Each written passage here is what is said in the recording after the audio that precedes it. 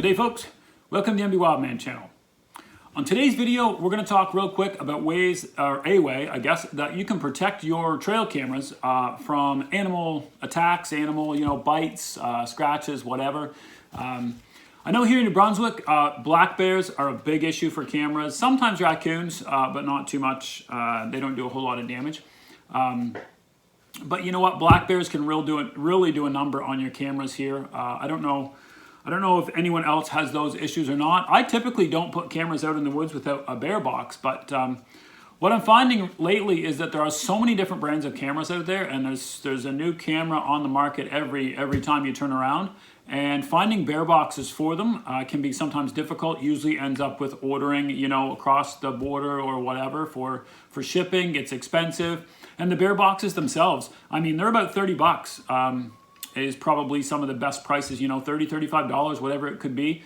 Sometimes as low as 25, but for a metal bear box for your camera, and then you got to wait shipping time and all that stuff. So just a real quick method today to show you a way that you can build your own protector for your cameras so that the bears don't bite them or claw them or chew them too much. So anyway, listen, if you haven't yet subscribed to the MB Wildman channel, we sure would appreciate it. And as always, we're looking for questions, comments, feedback, whatever you got. You can go ahead and leave those in the comments down below. And we're also on Instagram, so if you want to follow us on Instagram, it's just hashtag MBWildman, and hopefully we'll gain a little audience there too. So just as a side note, this method, I'm not officially recommending it. I'm not telling you that I do it. I'm not telling you that you should do it. That's my disclaimer. I am showing you a method that will help to deter bears from biting, clawing, grabbing your game camera. You can choose to use it or not, and you'll see as we go forward here what this method is, as it may generate some hatred from the bear lovers or the animal lovers in general, but I can take it. I got broad shoulders. So anyway, here we go. So what you want to do is you want to measure whatever camera that you're going to use here. This is one of my Browning cams that I like real well. This is about 4.5 by like 4 if you count the clip. So I like to go 3 inches above and 3 inches below on my piece of wood. And you want to make sure you're a couple inches wider on each side just to give yourself some room. So on this particular one, this is a piece of 1 inch, let's say it's not pine, but I don't like to use pine simply because it'll dry and crack real easy. But so this is 1 inch thick, and I've cut it 11 inches by like 7 3/4 ish. It doesn't really matter as long as you've got room on the outside.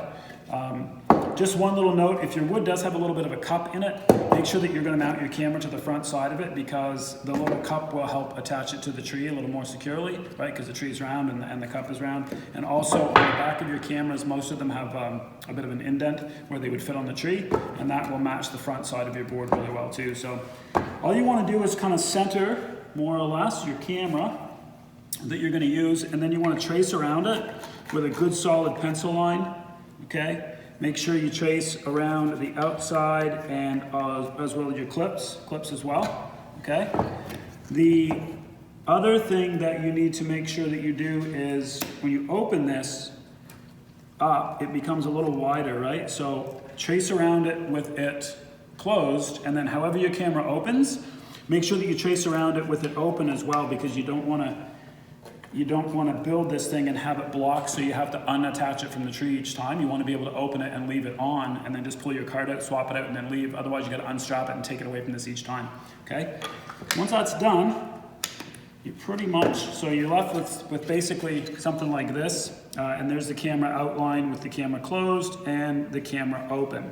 Now, I've spray painted this one because I don't like to have a bright color of wood out in the woods, okay? So all I've done is I've taken just a little bit of like a flat green or a flat gray, whatever you got that's easy, and just sprayed it a little bit, just to kind of give it that look of maybe shadows under the tree or whatever else, because keep in mind that this is actually going to be screwed to a tree, and then your camera's going across this way. So now you've got your camera outline on your piece of wood. The only other thing to remember is depending on how your camera attaches, okay? So however you're going to put your camera on the tree, make sure that you don't block up that space as well. So I've got this one I put on with this, I always put it on with the, with this cable. So it would sit like this, and all I do in that case is I mark where the cable is as well. So I mark top and bottom of my strap. If you put it on with like one of those metal unstealable cables, that's fine. You shouldn't need a lot of space for that. But I want to mark my strap spot so that I don't put any screws or anything where the straps go. Okay, so what I've got is this, right? So I've just got all my outline, and I've got where my straps go here and here, and I've got the outline of the camera there, okay? At this point, we're gonna make it so that bears will not bite it and won't take it off the tree. You're gonna need some 4-inch deck screws. I try not to use the super duper shiny ones, although that's all I have for this example, so I'm gonna use them just to show you, but I typically would buy either the green or the brown deck screws for this, the 4-inch ones. Okay, and you just need something. You can do it with a screwdriver, but good luck with that. Okay, so you're gonna put the first one about 1/2 inch from the top corner of where you marked your camera spot. Okay, and you're gonna try to drill kind of straight in, just like that. Okay, you're gonna put your second one on the other corner, about 1/2 inch out from the corner. Same thing on the bottom.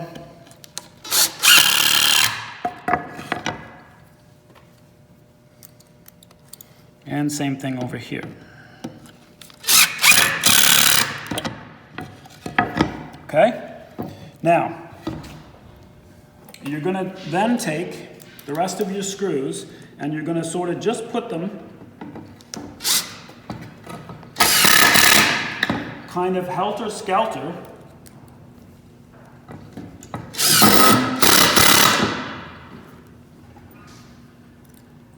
around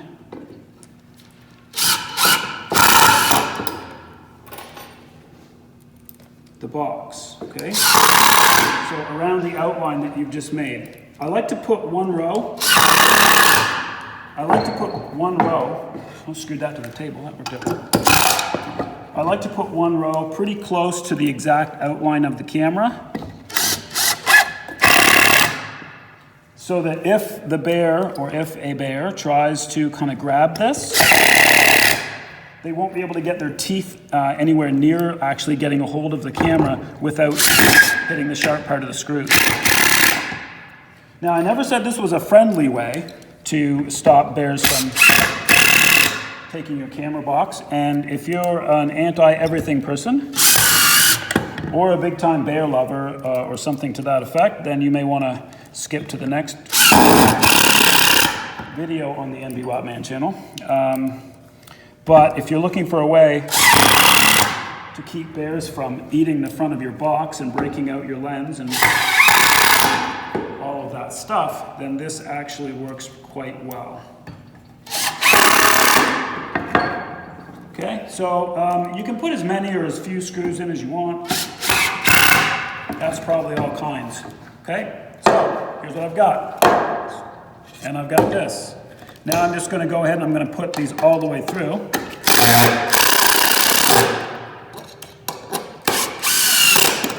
Okay. Try not to screw them into your hand while you do this. That will be a trip to the hospital for you.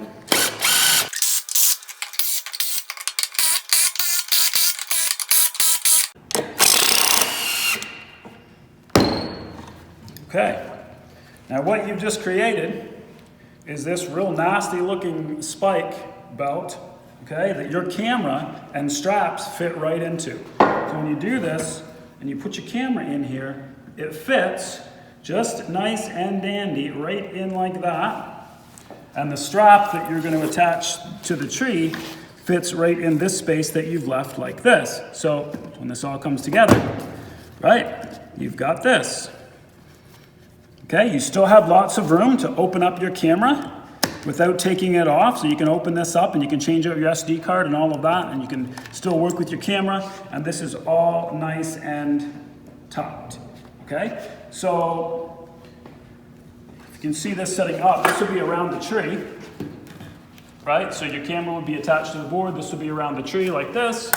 And I personally screw these boards right to the tree.